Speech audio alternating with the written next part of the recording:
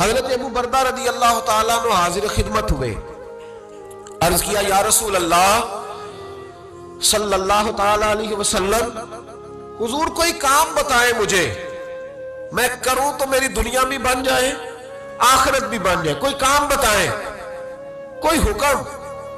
آپ فرماتے میری جیب میں پیسے بھی تھے، حضور کہتے تو میں کنواں بھی کھدوا دیتا، سرکار فرماتے تو میں کسی مسجد کی جگہ میں بھی وسعت بھی کر دیتا، کوئی حکم بتائیں۔ تو کہتے حضور نے عجیب حکم بتایا، فرمایا اعزل الاذی عن طریق المسلمین، فرمایا ابو بردہ اگر تو نے نفع والا کام کرنا ہے نا، جس سے تیری دنیا بھی بنے اور آخرت بھی بنے، تو فرمایا جب تو رستے میں چل رہا ہو نا، تو جو چیزیں کسی کو تکلیف دینے والی ہو وہ رستے سے اٹھاتا جایا کر، وہ چیزیں رستے سے، مشکل کام ہے، خاصا مشکل ہے نا جی، رستے سے چیزیں اٹھاتے جایا کر، یہ وہ کام ہے جس سے تیری دنیا بھی بنے گی اور تیری آخرت بھی بنے گی، تجھے نفع ملے گا، تکلیف دینے والی چیزیں رستے سے اٹھا۔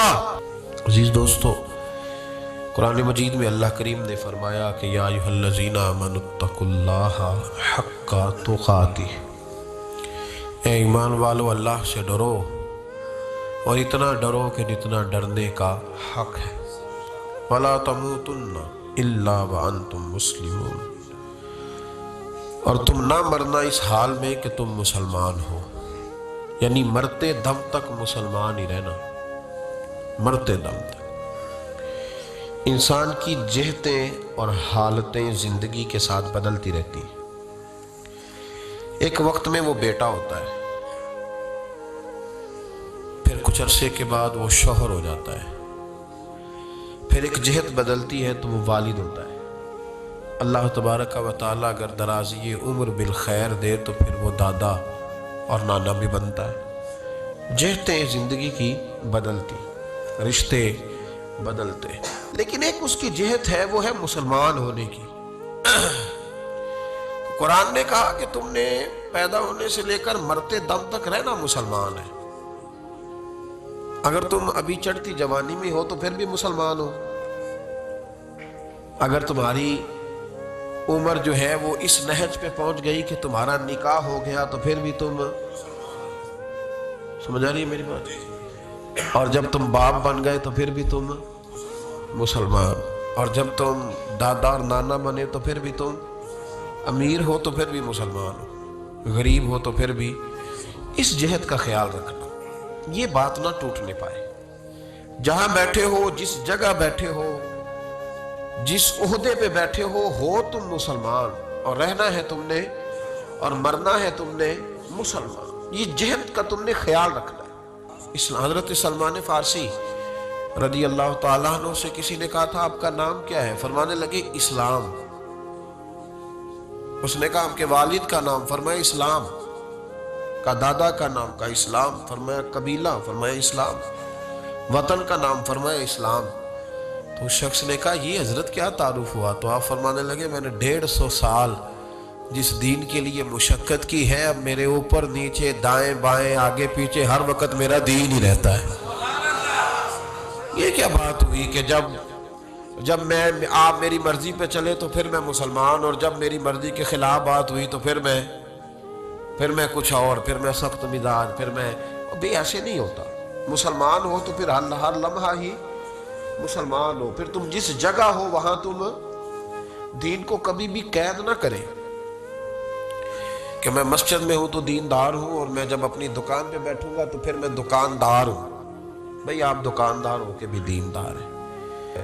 سنو، امیر المومنین خلیفۃ المسلمین حضرت عمر فاروق نے کہا تھا فرات کے کنارے، نہر فرات کے کنارے سخت گرمی اور پیاس میں اگر کوئی کتا مر گیا نا، کتا تو اللہ قیامت کے دن عمر سے پوچھے گا کہ حکومت تیری تھی تو اس کو پانی کیوں نہیں ملا تھا، تیری گورنمنٹ میں پانی کیوں نہیں ملا؟ کیا بات کرتے ہو صاحب۔ اور یہاں میں نے کہا کہ سب نمبر گیم کے چکر میں ہیں، سب نمبر گیم کے چکر میں ہیں کہ میں نے ایسے کیا تو فلاں نے ایسے کیا۔ اللہ تبارک و تعالیٰ بڑا کریم ہے۔ جمعہ کا دن ہے، یہ دعا کرو دل سے کہ یا اللہ اگر تو حضرت عمر فاروق کے بعد حضرت عمر بن عبدالعزیز کو بھیج سکتا ہے تو کسی اور کو بھی بھیج دے، تو قادر مطلق ہے نا۔ मेहरबानी फरमा, अब गुराबा पर, मसाकीन पर, कमजोरों पर रहम फरमा, अब फजल फरमा। वहां तो ये हाल था कि हजरत जैद बिन, यहां तो कहते हैं ना गलती से हो गया, हजरत जैद बिन हारिसा कहते हैं एक जंग का मौका था, एक शख्स कुफर की तरफ से लड़ता आ रहा था, कुफर की तरफ से। फरमाते मैंने, जब वो मेरे करीब आया लड़ते वक्त, तो जैद बिन हारिसा कहते मैंने तलवार उठाई और मैं मारने लगा, तो उसने कलमा पढ़ना शुरू कर दिया, ला इलाहा इल्लल्लाह मुहम्मद रसूलुल्लाह सल्लल्लाहु अलैहि वसल्लम। तो हज़रत ज़ैद बिन हारिसा कहते हैं मैंने कहा अच्छा अब मौत नजर आई है तो कलमा याद आ गया है, तू काफिर है। तो उसने तलवार से बचने के लिए कलमा पढ़ रहा, कहते मैंने मारी तलवार गर्दन उड़ा दी। फिर मैं हुजूर की बारगाह में हाजिर हुआ, मैंने कहा या रसूल अल्लाह आज जिहाद के वक्त एक अनोखा वाकया हुआ, एक बंदा कुफर के साथ लड़ रहा था और जब मैं तलवार मारने लगा तो वो कलमा पढ़ रहा था। हुजूर मैं समझ गया कि तलवार से बचने के लिए कलमा पढ़ रहा है। हजरत ज़ैद बिन हारिसा कहते हैं हुजूर की आंखें गुस्से से सुर्ख हो गई। नबी करीम फरमाने लगे तूने दिल फाड़ के देखा था कि वो तलवार से डर के कलमा पढ़ रहा है? जब वो पढ़ रहा था कलमा तो फिर तू किस तरह का मुजाहिद है जिसने कलमा पढ़ने वाले की गर्दन उड़ा दी? वो पढ़ रहा था कलमा तो तुझे कबूल करना चाहिए। अबू दाऊद शरीफ में हदीस है, नबी पाक अलैहिस्सलाम के सहाबी हजरत सहल बिन माज रदी अल्लाह ताला, हजरत सहल बिन माज रदी अल्लाह ताला अन्हु कहते हैं हुजूर के साथ एक जिहाद पे गए, मुजाहिदीन के साथ सामान होता है, सामान सफर। कहते एक जगह हमने पड़ाव किया तो रस्ते थे वहां, तो रस्तों में थोड़ा थोड़ा से हमारे सामान रख दिया। हमारे यहाँ तो जो आदमी बड़ी गाड़ी में बैठा हो उसको तो आप हारन भी नहीं दे सकते, तो हाल ही नहीं पैदा होता, इसलिए कि वो जिस गाड़ी में बैठा है उस लेवल का उसका रोब है ना जनाब, उसको तो आप हारन भी, और अगर आपने दे लिया तो वो शीशा नीचे करेगा तो कहेगा तू जड़ी आग बुझाड़ी तू लंघ जाना पहला, चूंकि वो अब उसकी मर्जी है, चूंकि शहनशाह वक्त चढ़े हुए हैं। और पार्किंग का मसला इतना खौफनाक है कि बड़े बड़े सियाने बंदे गाड़ी के पीछे गाड़ी लगा देंगे, आप ढूंढते फिरे, अल्लाह खैर करे, उसको पता है कि गुजरना है, उसको खबर है कि ये गाड़ी वाले को तकलीफ होगी लेकिन बस गुजर जाएंगे।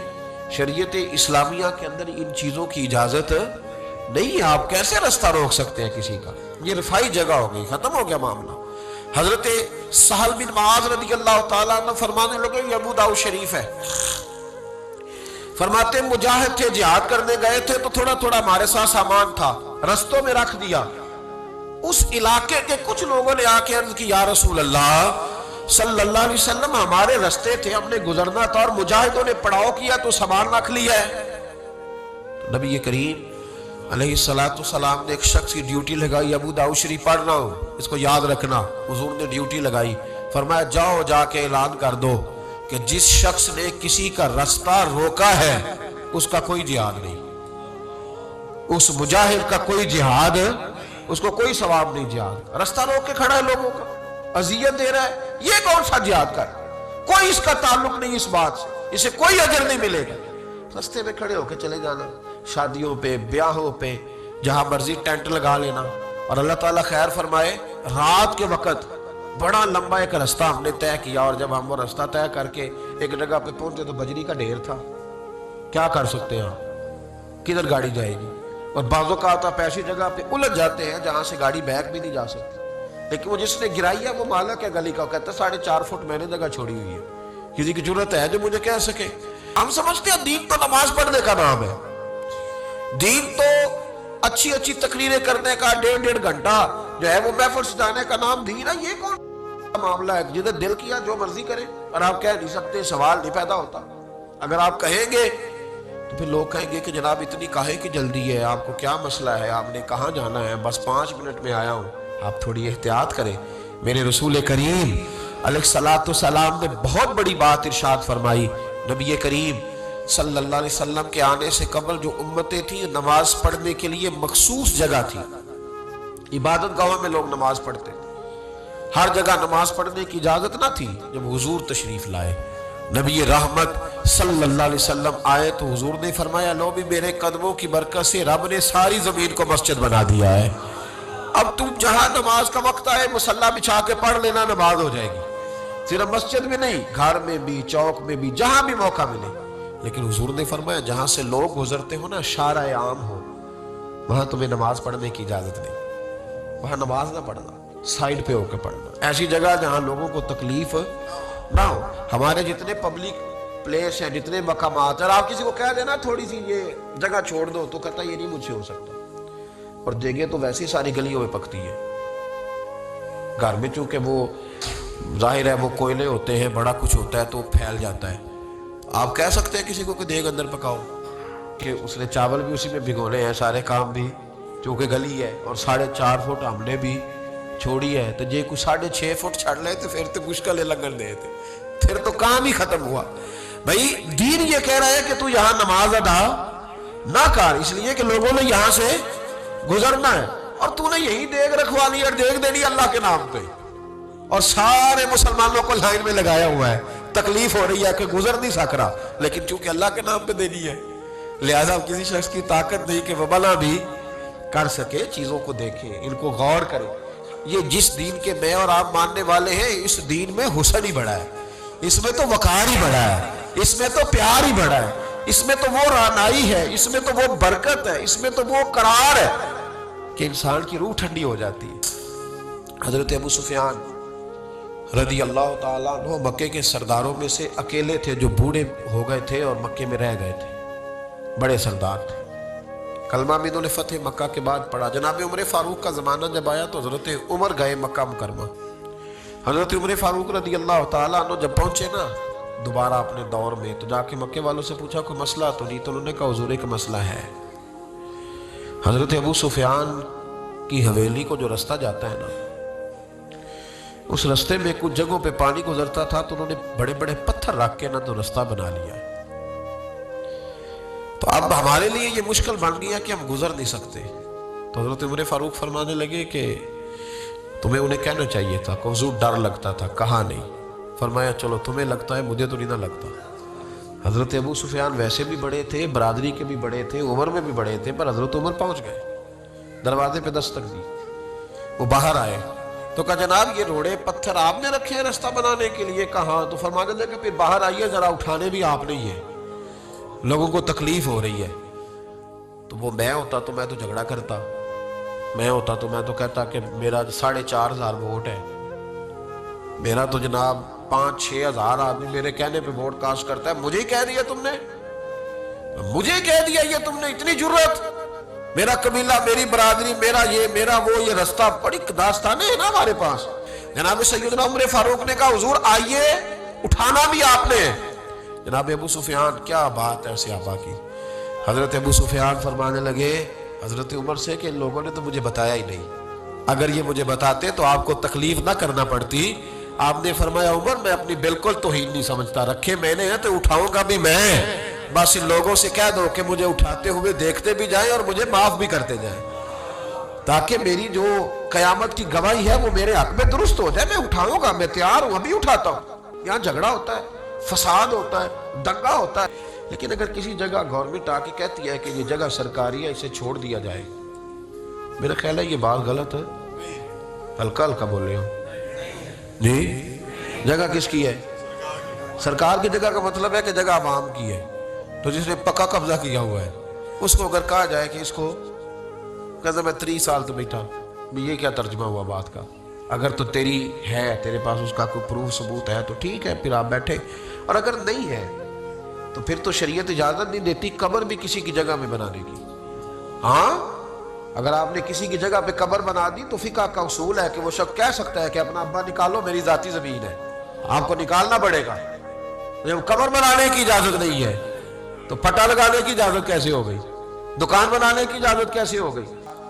اگر کوئی چیز کسی کی موجود ہے, کسی جگہ پڑی ہوئی ہے, کسی نے رکھی ہوئی ہے, تو وہ اٹھانے کی بھی ہمیں اجازت. اینٹیں مہنگی ہو گئی ہے,